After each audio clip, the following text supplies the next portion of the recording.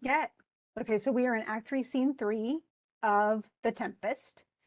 So this should be the fourth recording that we have. There will be a total of 5. I hope no more than that for the Shakespeare. I just really want you to know if this doesn't do you good, if you already say, oh, I totally get what's going on, then you don't have to watch this. I just want you to make sure that you understand the words. And I'm trying to, I've been rephrasing them a bit so that they sound a bit more modern.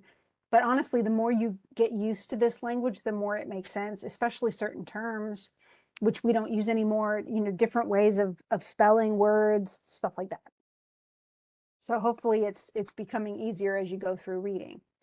And so, but he says, Antonio and Sebastian, the Alonso and Gonzalo have said they have to rest. They're the older, so remember Sebastian's a younger son to Alonso. We don't know how much younger, but Alonso says, I'm never going to find my son again. And Gonzalo says, I'm just too tired to keep wandering right now. I need to rest. And so while they do that, aside to each other, Antonio and Sebastian are essentially off to themselves. And they're saying, now don't forget, don't give up the purpose you had. Remember that we are going to kill Alonso next chance we get. And Antonio even says, let it be tonight. For now they are oppressed with travel. They will not nor cannot use such vigilance as when they are fresh. They'll be so tired tonight that they'll sleep and they won't be guarding themselves. And Sebastian says, okay. And then they hear solemn and strange music. And Alonso, and this is actually a mistype. It should be in italics. It's stage direction. And Alonso says, what harmony is this? My good friends, hark. In other words, listen. It's like hark the herald angels sing. And Gonzalo's just like, wow, what beautiful music. And then Prospero is above. Now, the staging would have been 2 tiers. So down the bottom, there were many entrances. And then that central door that would open, and that would be like the chamber where Miranda and Ferdinand were talking and stuff like that. Prospero's cell. Above, though, Prospero could literally be up there. And that's like the balcony scene in Romeo and Juliet. Romeo would have been on the first floor. Juliet would have been up in the balcony. And so Prospero's kind of up in that balcony area. And essentially he's directing the spirits to do what they're doing. And so they come in, all these little spirits, and they bring in a banquet. So there's a table, and they put on food on the table, and they invite the king to eat. And Alonso is like, what the heck? He sees the fairies. And Sebastian even says, now I will believe that there are unicorns and phoenixes, because this is weird. I've seen it with my own eyes. And Antonio says, I'll believe both. And what does else want credit come to me? So go ahead. And now that I've seen everything, I'll believe everything. And Gonzalo says, if I told people this in Naples, would they believe me? If I should say, I saw these islanders when I was shipwrecked, for certain, these have to be people of the island. Though they are of a monstrous shape, yet note their manners are more gentle kind than that of our human generation you shall find. In other words, these are like the native savages. They're the gentle savages. And so they're kind in ways that society can be harsh. So even though they're weird shapes and they're kind of monstrous, they're gentle. And Prospero aside, so he's not talking to them. He says, honest Lord, thou hast said well, for some of you here present are worse than devils. Remember, Prospero was kicked out of his throne, his dukedom, by his brother who's there. And then Prospero knows, because of what Ariel said, he knows that Sebastian is actually working with Antonio to get rid of Alonso too, to kill the king, which is bad. Regicide is bad. Killing of the king is super bad. But they're all kind of in awe. And then they all vanish. All the spirits vanish. But he's Mr. Practical. No matter, since they've left their viands behind. So they left all the food back here. Do you want to eat something? And Alonso says, no. not I. And Gonzalo's like, don't worry. When we were boys, we were warned about, magic food or something. Um, and savage places and stuff like that. Like that they lead us here so that they can come and slaughter us or something. Um, but Alonso says, he says, I will stand to and feed, although my last, no matter, since I feel the best is past. And so essentially he's thinking, okay, well, maybe I will eat, but he's still he talks about the best being past. So he's still mourning. And I don't know that he ever will. Parents don't tend to stop mourning their children if they lose. No parent should lose children. That's my opinion.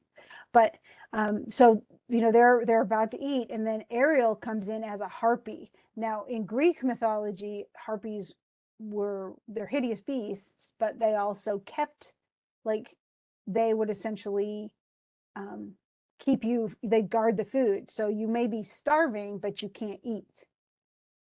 And so what happens is Ariel gets up onto the table, and with a quaint device, the banquet vanishes, and suddenly the food is all gone.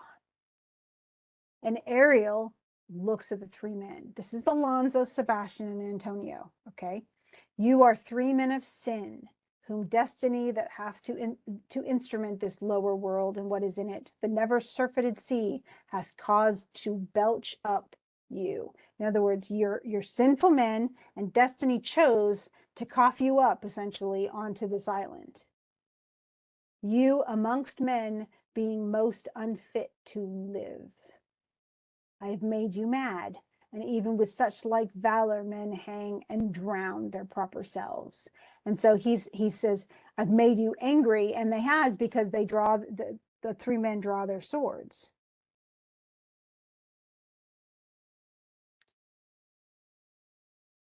And when you don't fight fairies, it's a bad choice. And he even says, as soon as they draw their swords, he says, you fools, this is Ariel again still, I and my fellows are ministers of fate. The elements of whom your swords are tempered may as well wound the loud winds, or with bemocked at stabs kill the still close. Like, you can't, we're of nature. We are one with nature. You can't stab a river and kill it. You can't, so it's saying you can't just whack at the wind and destroy the wind. Your weapons are useless.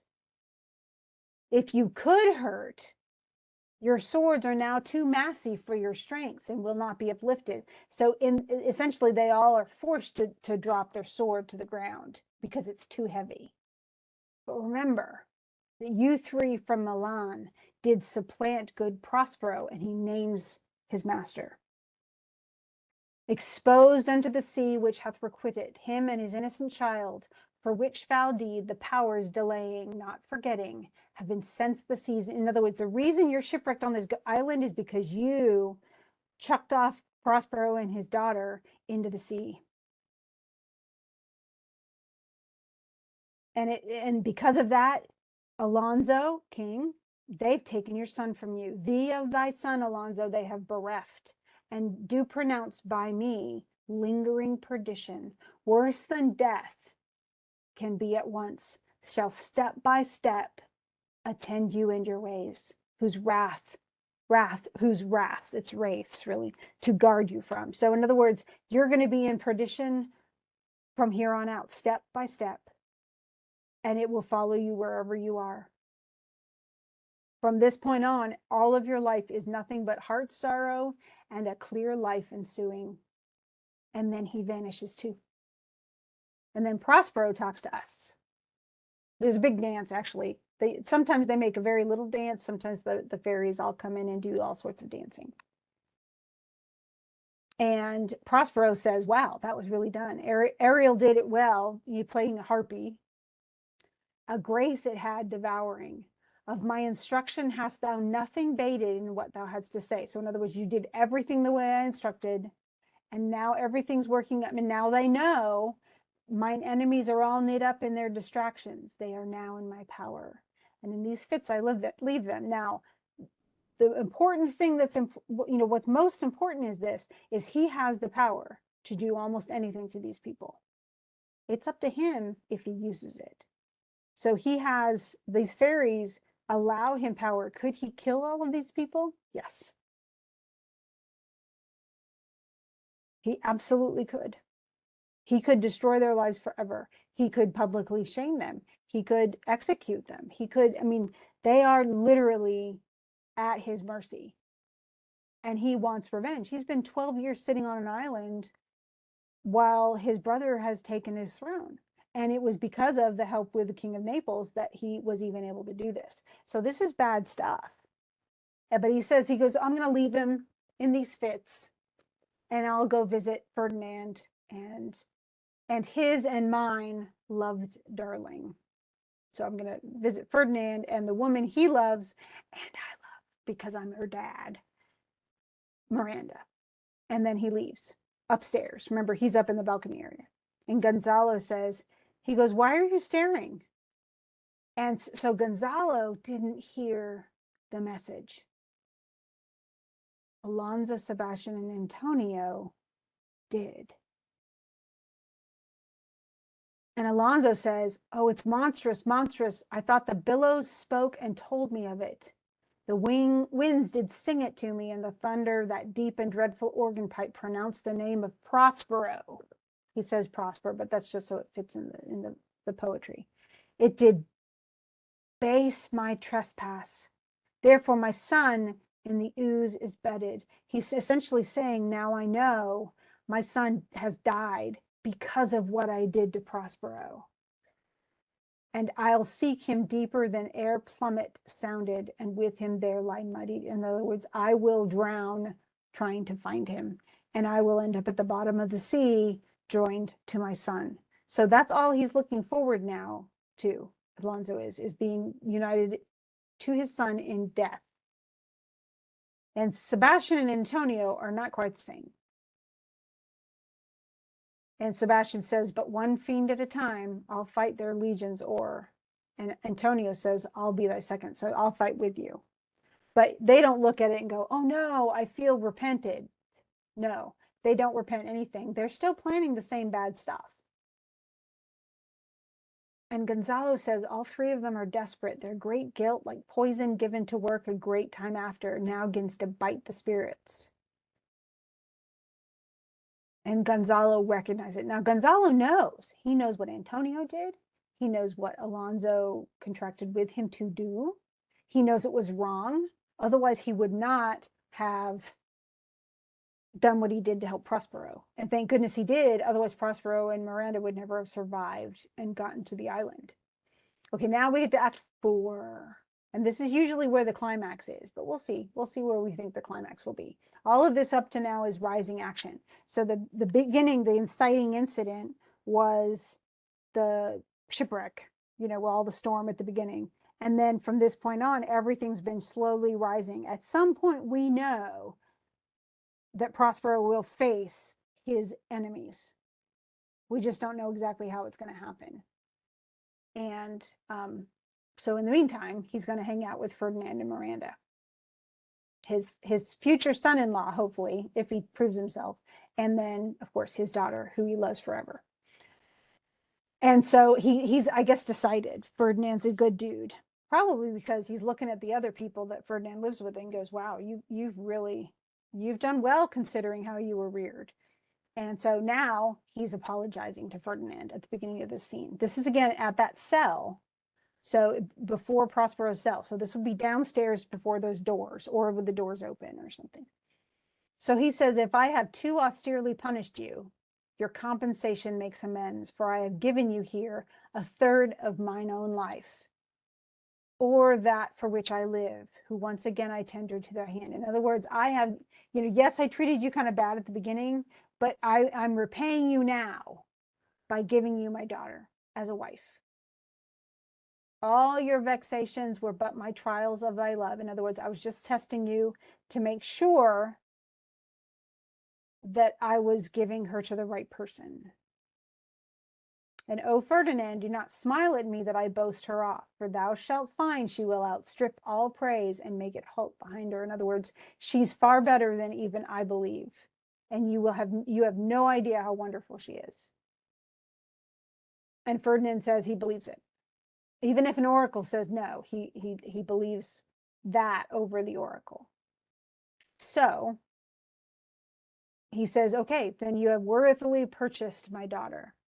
With, that thine own acquisition worthily purchased, take my daughter. But if thou dost break her virgin knot, now we know what that is, y'all. We are adults.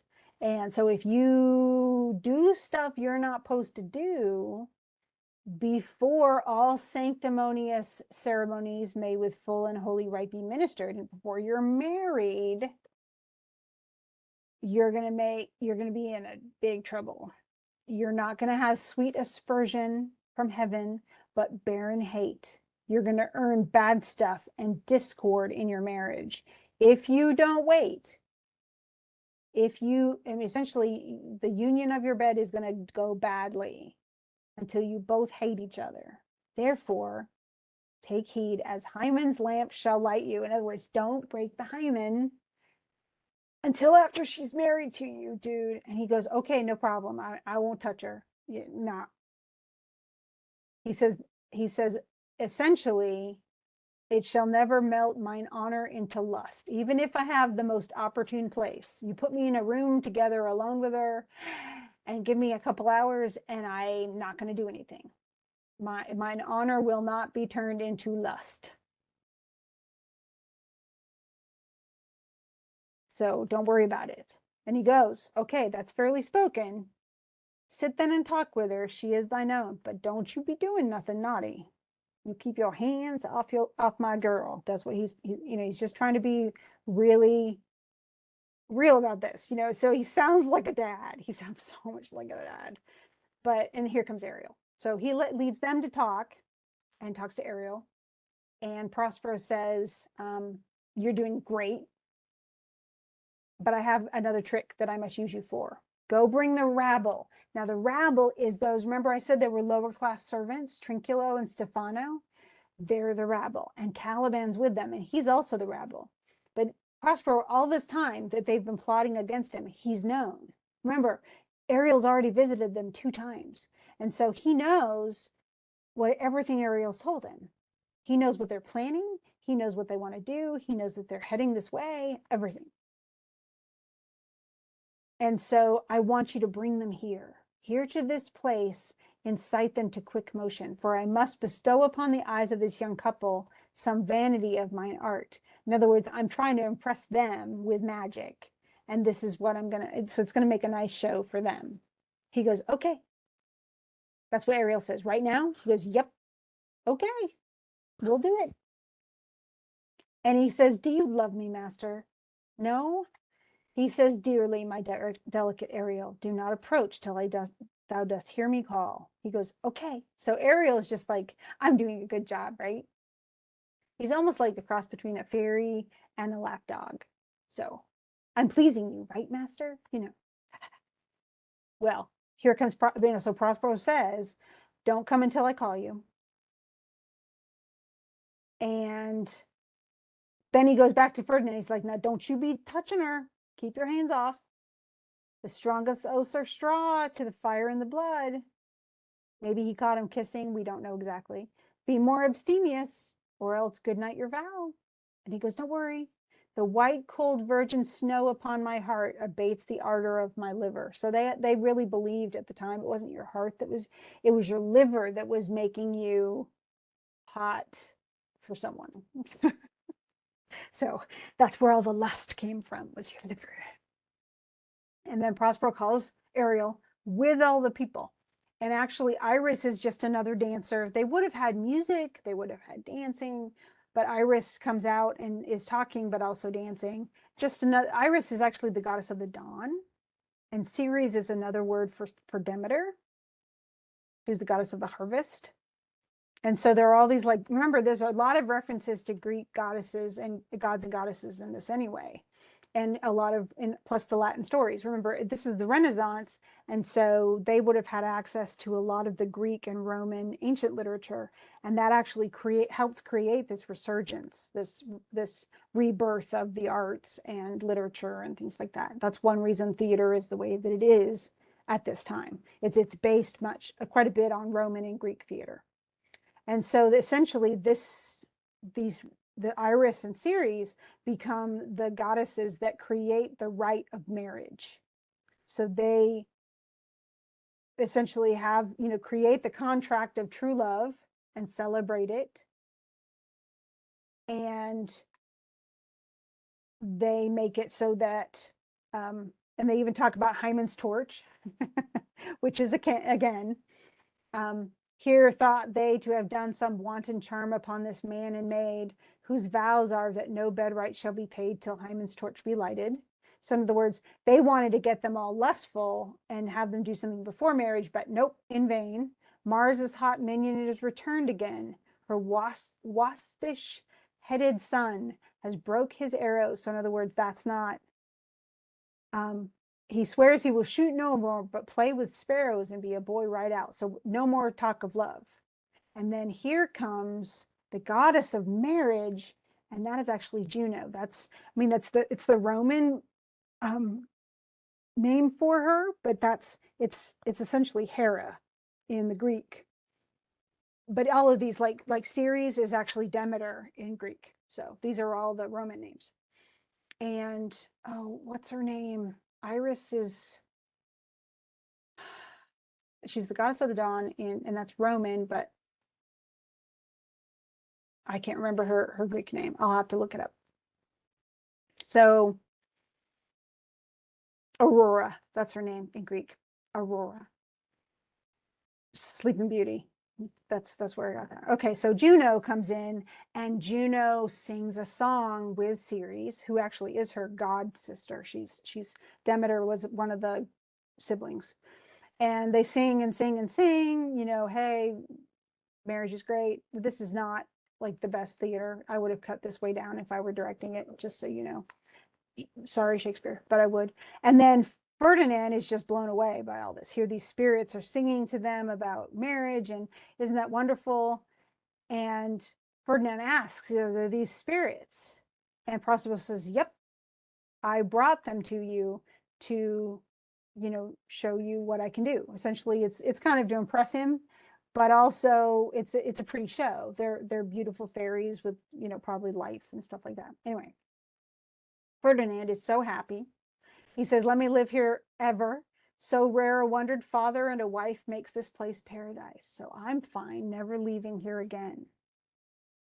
And then they whisper, and he says, there's something else to do, or else our speech is marred. In other words, shh, shh, shh. Be silent, because they have one more thing to do. And so this, essentially, Juno does command, come temperate nymphs and help to celebrate the contract of true love. This is their wedding ceremony. And let's make sure and finish all of this. They do the dance and all this other stuff. And as they're finishing, of course, then they're kind of married. Prospero suddenly starts up. He's like stands up and speaks, after which to a strange, hollow and confused noise, they heavily vanished. So they were in this middle of this dance, and Prospero actually interrupts it. And then they all run away. All the fairies run away. And he says, I forgot about that foul conspiracy of the beast Caliban and his confederates against my life. I totally forgot about Caliban and Trinculo and Stefano. Oh my gosh. Which is weird because he just told, literally, he just told Ariel, go get those people and bring them. And so finally he says, dude, I got to get this done. Okay, to the spirits, go on, go away. And Ferdinand's like, why is your dad all of a sudden angry? He's in some passion that works on him strongly. And she says, I've never till this day saw I him touched with anger so distempered. I've never seen him that angry before. And Prospero's like, it's not you. You do look a little like freaked out, he says to Ferdinand, as if you were dismayed. Be cheerful.